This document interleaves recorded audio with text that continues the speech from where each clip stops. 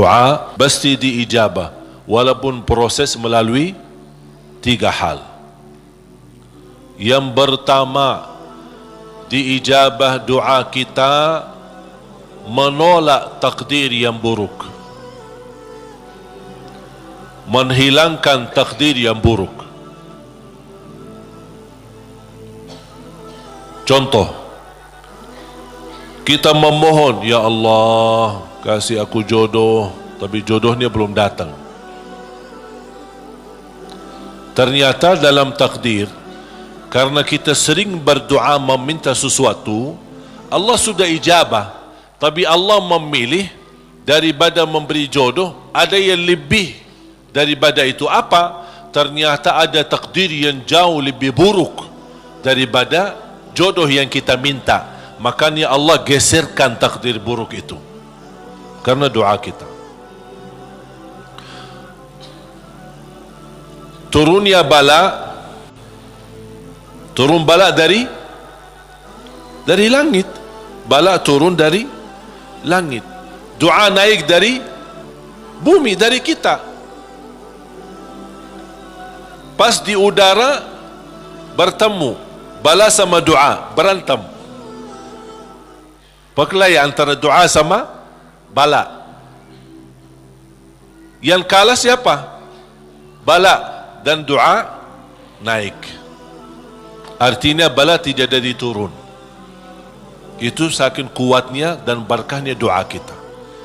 Berarti doa pasti diijabah.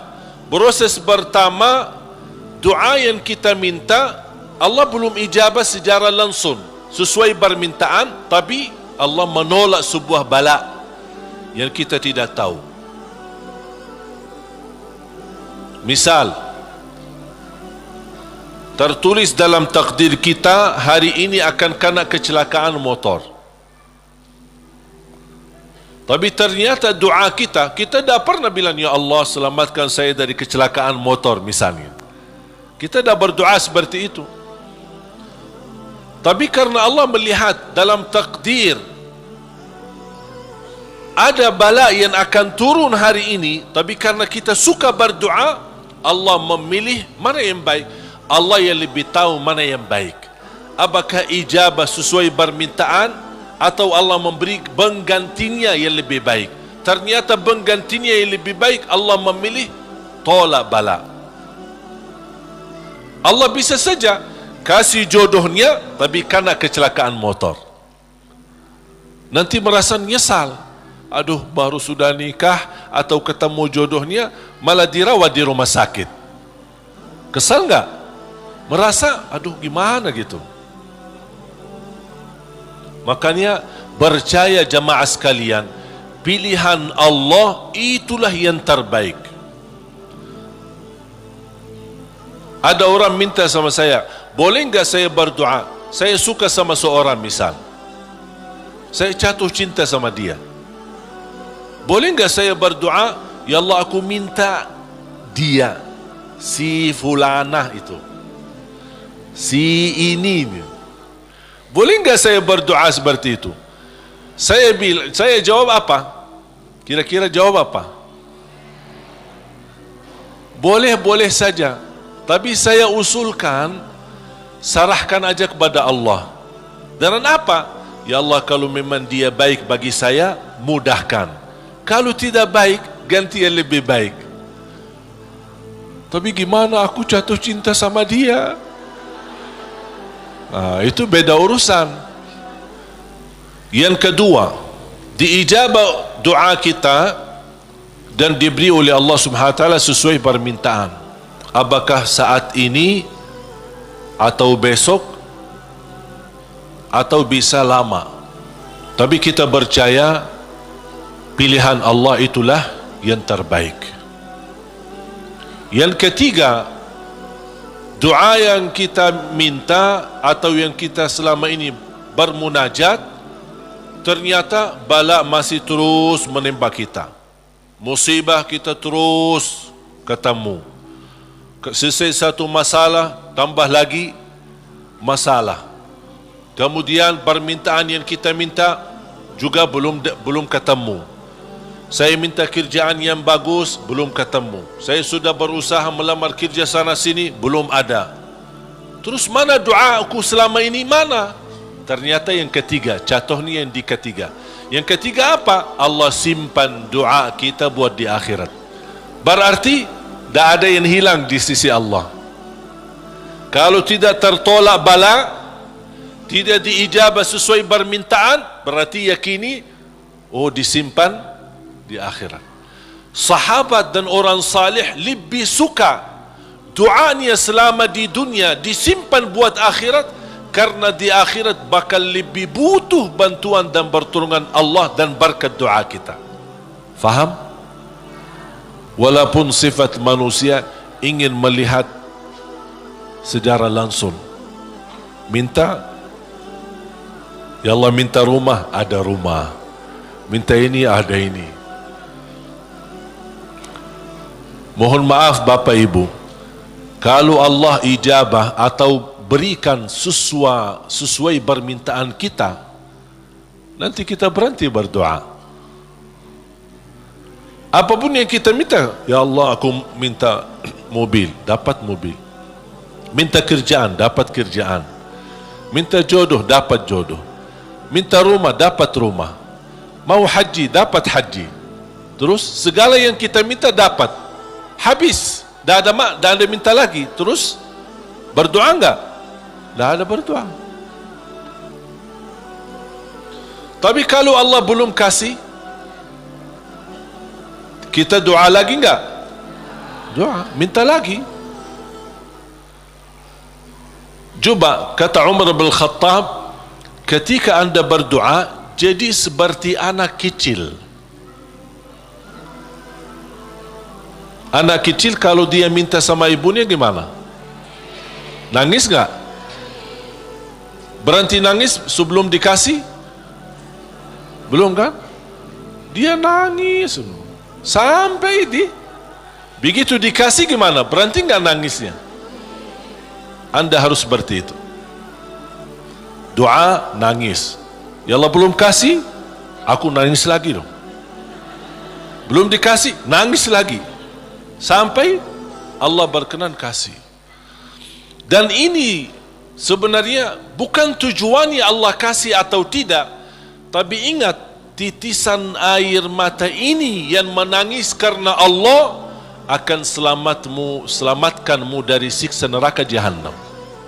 Rasulullah SAW bersabda, wa ainun bakat min khasyatillah harramaha Allah 'alan nar, la tamassaha an-nar. Barang siapa yang menangis karena Allah, akan Allah haramkan jasadnya disentuh oleh neraka Jahannam. Berarti kita tidak rugi, tidak ada rugi. Biarpun tidak diijabah, ternyata titisan air mata berharga, bisa menjaminkan kita selamat dari siksa neraka Jahannam. Mau apa lagi? Nangisnya berharga, doanya pasti diijabah, dan cukup dari doa kita sudah membuat ibadah atau membawa sebuah ibadah yang dicintai Allah, karena Allah suka bisikan hamba. Apalagi kalau lama tak berdoa, Allah merindukan suara doanya kita. Apalagi doa yang tulus dan ikhlas. Makanya kadang-kadang kalau kita tidak diberi doa, atau tidak beri permintaan, atau tidak beri permohonan kita, terus kita berdoa terus sampai diuji, sampai di macam-macam, sampai kita merasa sudah tertekan, tidak kuat. Kira-kira bisikan doa kita seperti apa nanti? Dalam keadaan doa, dalam keadaan susah atau senang? Menurut saya doa dalam keadaan susah jauh lebih murni daripada doa dalam keadaan senang. Kalau dalam keadaan senang artinya ya biasa-biasa aja, dapat atau tidak dapat. Tapi coba kalau lagi stres, lagi pusing, lagi galau, gimana bisikan doa? Ya Allah, udah nangis duluan. Makanya itu subhanallah, saya mengambil kesimpulan dari doa, justru doa tanda Allah merindukan suara doa kita. Oleh kerana itu jamaah sekalian, jangan berhenti berdoa. Terus berdoa. Nabi Yunus alaihi salam ketika tertahan di dalam perutnya ikan berlama-lama di bawah laut, dia tidak pernah berhenti dengan mengucapkan la ilaha illa anta subhanaka inni kuntu minadh zalimin. Kata Imam Ibnul Qayyim rahimahullah, barang siapa yang membaca doa ini dengan sepenuh keyakinan, pasti diijabah oleh Allah hajatnya. Karena Allah habis doa ini, apa kata Allah? Fastajabna lah, kami terima dan menijabah doanya. La ilaha illa anta subhanaka inni kuntu minadh zalimin. Oleh kerana itu kembali lagi, doa kita diijabah atau tidak? Saya bertanya, doa kita diijabah atau tidak? Diijabah. Yakin? Terus berdoa. Dalam keadaan apapun selalu kita berdoa. Apalagi dalam keadaan susah yang kita yakini tidak ada makhluk yang bisa menolong kita, tidak ada sesuatu yang bisa mengangkat segala musibah dan bala yang kita hadapi, hanya Allah subhanahu wa ta'ala. Apalagi dalam sujud, sempatkan dalam sujud, karena Rasulullah SAW bersabda, aqrabu ma yakunu al-'abdu ila rabbi wa huwa sajid. Hamba ketika dalam keadaan sujud, posisinya sangat dekat kepada Allah. Makanya di akhir hadis Rasulullah SAW bersabda, fa'akthiru minad du'a, barbanyalah doa. Bisa menikmati doa insyaAllah mulai hari ini. Doa menurut saya sesuatu hubungan yang sangat indah sama Allah. Apalagi kalau bisa berdoa dengan cara curhat. Bisa enggak curhat sama Allah? Kalau lagi galau suka curhat enggak? Sering saya terima, Ustaz boleh curhat enggak? Terus saya bilang apa ya? Boleh atau tidak? Saya bertanya, sudah curhat sama Allah belum? Dia bilang belum. Mau sama Ustaz dulu katanya. Ada saja. Belajar bagaimana bisa curhat. Sungguh kalau kita sudah biasa curhat sama Allah, tidak bakal curhat sama manusia. Jadi ketika berdoa, jangan hanya minta, ya Allah tolonglah, tolonglah ya Allah, ampunilah. Jangan hanya suka minta, cerita. Bisa enggak anda cerita? Allah kan lebih tahu. Allah tahu segala sesuatu. Tapi salah apa kalau saya cerita apa yang terjadi hari ini? Ya Allah, aku sudah niat baik, niat tulus, dan saya pergi ke sana malah seperti ini, dicaci maki, dihina, malah dianggap dan suuzzan, apa buruk sangka. Habis gimana ya Allah? Cerita, curhat, seperti meminta solusi dari Allah Subhanahu wa taala. Kalau belum merasa ada jalan, wallahi akan merasa nikmat. Cukup anda bisa nikmat bersama Allah Subhanahu wa taala. Sebagaimana Nabi Yaqub ketika kehilangan anaknya, ada dia berkata apa? Qala innama ashku bathi wa huzni ila Allah. Aku hanya mampu curhat kepada Allah Subhanahu wa taala. Aku ingin cerita, padahal Allah tahu apa yang terjadi, tapi dia ingin cerita lagi sama Allah Subhanahu wa taala. Ungkapkan cerita ini kepada Allah, itu sudah merasa diri dan membuat hati kita tenang.